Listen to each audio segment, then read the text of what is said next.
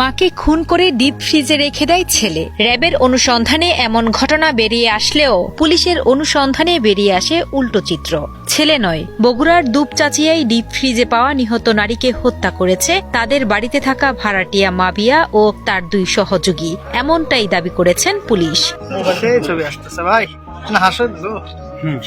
এই যে master mind ছিল সেটা হলো মাবিয়া খাতুন, একজন ওই বাসার ভাড়াটিয়া, আর তার 2 জন সঙ্গী ছিল, একজন হলো মুসলিম আর একজন হলো সুমন।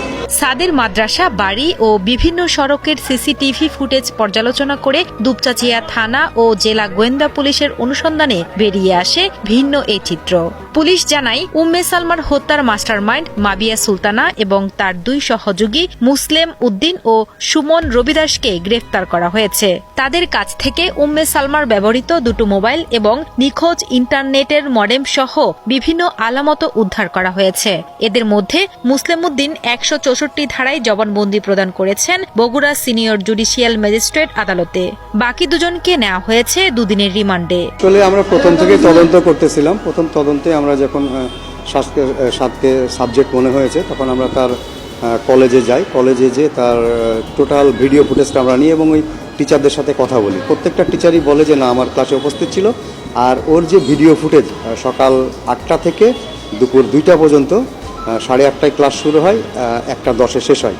এই পুরো 8 ঘন্টা 2টা ক্যামেরা 16 ঘন্টা ভিডিও ফুটেজ পর্যালোচনা করে দেখি যে সে যথাসময়েই সেই তার ক্যাম্পাসে প্রবেশ করছে এবং যথাসময়ে সে বের হয়ে যাচ্ছে। একদিকে স্ত্রী উম্মে সালমার নির্মম মৃত্যু, অন্যদিকে র্যাবের দেয়া ঘোষণায় ছোট ছেলে মাকে খুনের দায়ে জেলে। মাওলানা আজিজার রহমানের পরিবারের এমন ঘটনায় রীতিমতো স্তম্ভিত পুরো এলাকা।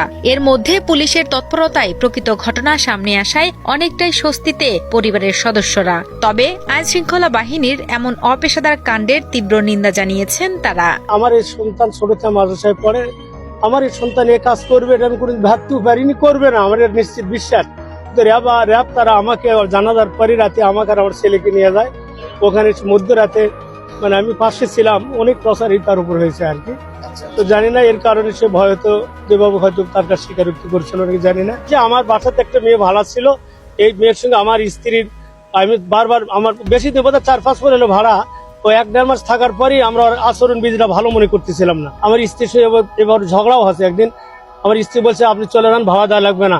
সে বলছে যে আপনি কি বলেন, জোরকে বের করে দিতে পারবেন, খারাপের কি দেখেছেন, এ ধরনের কথা সে বলেছেন। ঘটনা 2 দিন আগেও বলেছে যে তুমি হয়তো বুঝতে চলো বের করে দেওয়া লাগবে, ওই যে অঘটন ঘটাতে পারে, এ কথা আমাকে সে বলছিল আর কি। যদি আমার ভাইও হয়ে থাকে, যদি সেও যাতে সঠিক তদন্তের মাধ্যমে যাতে বের হয়, বা যদি অন্য কেউ থেকে থাকে সেটাও যাতে সঠিক তদন্তের মাধ্যমে সামনে আসে। সত্য কখনো চাপা থাকে না।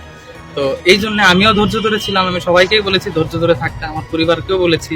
তো এখন এই যে আমি ধৈর্যের ফলটা পেয়ে গেলাম।